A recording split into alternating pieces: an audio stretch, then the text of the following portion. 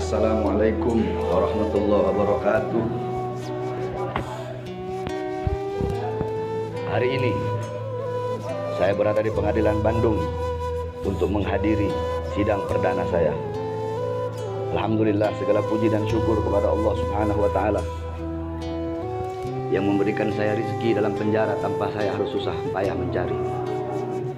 Segala puji dan syukur kepada Allah Subhanahu wa taala yang dimana penjara ini menjadi penjara yang lebih besar bagi saya.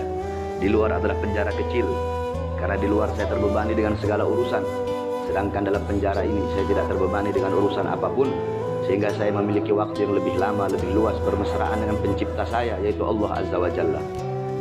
Az-zahab yakunu zahab law kana fis sijn, wal hajar yakunul hajar law kana fil kisir.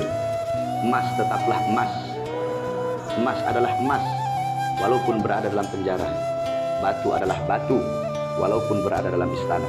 Orang yang bebas tetaplah orang yang bebas walaupun berada dalam penjara. Saya zahirnya di penjara tetapi hakikatnya bebas. Sedangkan kacung tetaplah kacung walaupun berada di dalam istana. Jiwa kami adalah jiwa pejuang. Dimanapun kami diletakkan, tetap kami akan bertahan. Kami tidak peduli seberapa besar siksaan, ancaman, dan hukuman.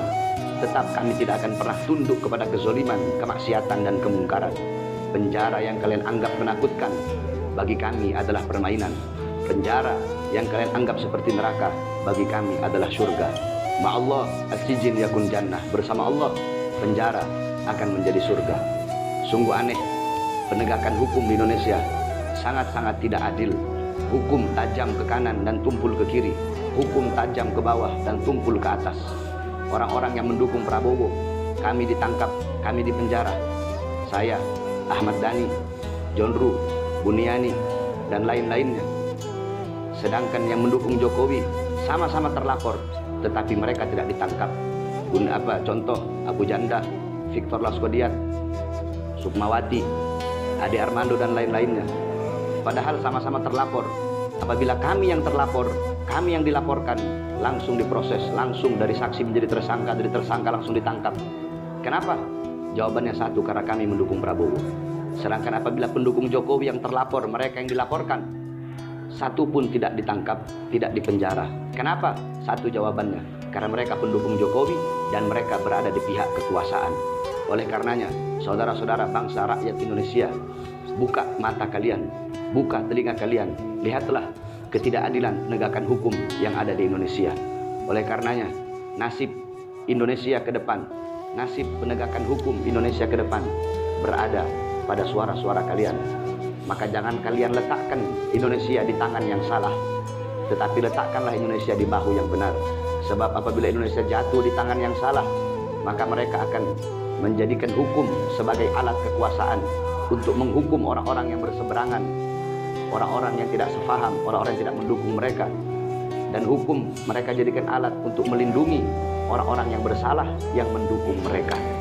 Oleh karenanya letakkan Indonesia di bahu yang benar, karena bahu dan tangan memiliki makna dan arti yang berbeda. Dan bahu yang benar adalah bahu Prabowo dan Sandiaga Uno. Dan saya sampaikan kepada Jokowi dan antek-anteknya, tunggu saya keluar, tunggu saya bebas, akan kalian rasakan pedasnya dan tajamnya lidah saya di panggung-panggung dakwah dan panggung-panggung ceramah. Saya tidak akan pernah kapok, tidak akan pernah mundur. Saya akan terus berjuang untuk menyampaikan kebenaran, untuk melawan kebatilan. Saya tidak akan pernah tunduk kepada kezaliman rezim penguasa. Selama darah saya masih mengalir, selama nyawa saya masih berada dalam jasad, maka selama itu saya akan tegak berdiri, pantang mundur walaupun satu langkah, akan bangkit berjuang sampai titik darah penghabisan. Tidak akan berhenti sampai mati, tidak akan mundur walaupun harus hancur. Allahu Akbar, Allahu Akbar. Hidup Islam, hidup Indonesia. Bahar bin Ali bin Smith. Wassalamualaikum warahmatullahi wabarakatuh.